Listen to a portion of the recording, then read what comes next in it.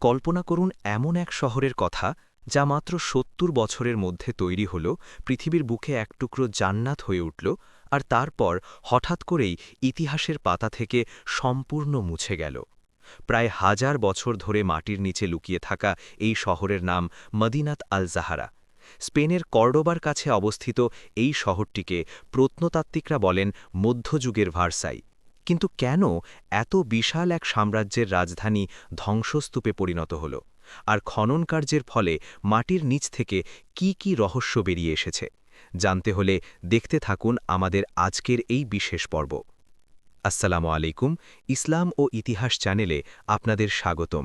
স্পেনের আন্দালুসিয়া অঞ্চল মুসলিম সভ্যতার এক স্বর্ণোজ্জ্বল অধ্যায়।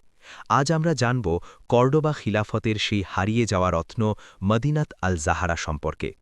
৯৩৬ খ্রিস্টাব্দে উমাইয়া খলিফা তৃতীয় আব্দুর রহমান যখন নিজেকে খলিফা ঘোষণা করলেন, তখন তিনি বাগদাদের আব্বাসীয় এবং উত্তর আফ্রিকার ফাতেমীয়দের সাথে পাল্লা দিয়ে নিজের ক্ষমতার প্রতীক হিসাবে এই শহরটি গড়ার নির্দেশ দেন।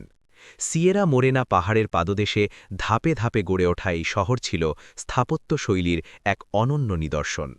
মদিনাত আল জাহারা কোনো সাধারণ শহর ছিল না। প্রত্নতাত্ত্বিক খননকার্যে দেখা যায় শহরটি ৩টি বিশাল ধাপে বা টেরাসে বিভক্ত ছিল।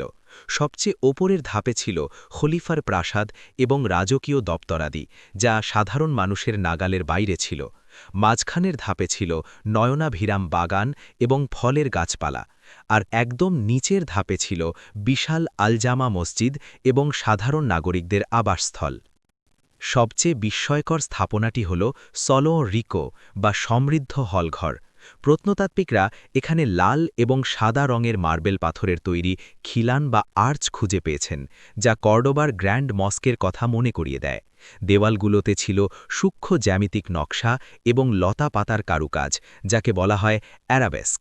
ইতিহাসবিদদের মতে এই প্রাসাদে বসেই খলিফা বাইজেন্টাইন এবং জার্মান রাষ্ট্রদূতদের অভ্যর্থনা জানাতেন। ১৯১১ সালে যখন এখানে প্রথম খনন কাজ শুরু হয়, তখন মাটির নিচ থেকে বেরিয়ে আসতে থাকে অবিশ্বাস্য সব নিদর্শন। প্রত্নতাত্ত্বিকরা এখানে প্রচুর পরিমাণে মৃৎপাত্র বা পটারি খুঁজে পেয়েছেন, বিশেষ করে সাদা পটভূমিতে সবুজ এবং কালো বা ম্যাঙ্গানিজ রঙের নকশা করা পাত্র, যা ক্যালিপাল পটারি নামে পরিচিত। এই পাত্রগুলোতে রাষ্ট্রীয় ক্ষমতার প্রতীক এবং আরবি ক্যালিগ্রাফিকে আল মুল্ক বা রাজত্ব শব্দটি লেখা থাকত। এছাড়াও পাওয়া গেছে অজস্র মুদ্রা বা দিরহাম, যা প্রমাণ করে যে ৯৪৭ খ্রিস্টাব্দে কর্ডোবা থেকে টাকশাল বা মিন্ট এই শহরে স্থানান্তর করা হয়েছিল। আরেকটি কৌতূহল উদ্দীপক আবিষ্কার হল রোমান যুগের সার্কোফ্যাগাস বা পাথরের কফিনের ব্যবহার, যেগুলোকে মুসলিম স্থপতিরা পানির বেসিন বা ফোয়ারা হিসাবে পুনরায় ব্যবহার করেছিলেন।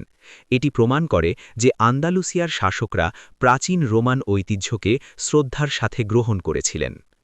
এত জাঁকজমকপূর্ণ একটি শহর মাত্র ৭০-৮০ বছর টিকেছিল। ১০০৯ খ্রিস্টাব্দের দিকে আন্দালুসিয়ার শুরু হয় ভয়াবহ গৃহযুদ্ধ, যা ইতিহাসে ফিতনা নামে পরিচিত। বারবার বিদ্রোহীরা এই শহরে আক্রমণ চালায়। ১০১০ খ্রিস্টাব্দের মধ্যে মদিনাত আল জাহারা লুটতরাজ করে পুড়িয়ে দেওয়া হয়। পরবর্তী শতাব্দীগুলোতে এই ধ্বংসপ্রাপ্ত শহরটি একটি পাথরের খনিতে পরিণত হয়। এখানকার মূল্যবান মার্বেল এবং স্তম্ভগুলো খুলে নিয়ে সেভিলের জিরাল্ডা মিনার এবং অন্যান্য প্রাসাদ তৈরিতে ব্যবহার করা হয়। ধীরে ধীরে পলি মাটির নিচে চাপা পড়ে এই শহরটি মানুষের স্মৃতি থেকে হারিয়ে যায়, যা প্রায় ৯০০ বছর পর বিংশ শতাব্দীতে পুনরাবিষ্কৃত হয়।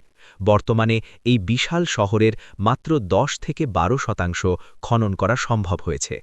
মদিনাত আল জাহারা আজ ধ্বংসস্তূপ হলেও এটি আমাদের মনে করিয়ে দেয় আন্দালুসিয়ার খিলাফতের সেই চরম উৎকর্ষ এবং হঠাৎ পতনের করুণ ইতিহাস।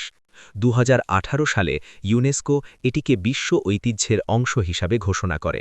মাটির নিচে এখনও লুকিয়ে আছে এই শহরের প্রায় ৯০% রহস্য, যা হয়তো অদূর ভবিষ্যতে আমাদের সামনে নতুন কোনো ইতিহাস উন্মোচন করবে। ভিডিওটি ভালো লাগলে লাইক দিন এবং কমেন্টে জানান ইসলামের ইতিহাসের আর কোন হারিয়ে যাওয়া শহর নিয়ে আপনারা ভিডিও দেখতে চান।